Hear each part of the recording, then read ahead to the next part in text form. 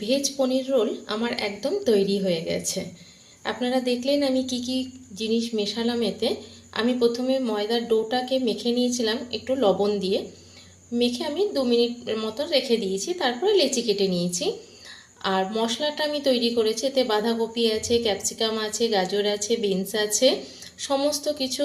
আমি পেঁয়াজও দিয়েছি, আদা রসুন বাটা দিয়েছি, পনির নিয়েছি, আর কিছু মাংসের কিমা ছিল সেগুলোকেও ভেজে নিয়েছি। মাংসের কিমাটা আমি পরে মিশিয়েছি, এটা পনির দিয়ে করেছি। সম্পূর্ণভাবে ভেজ রোল আমি এটা করেছি। আর ডিম দেওয়ারটা আমি আপনাদেরকে দেখিয়ে দিচ্ছি।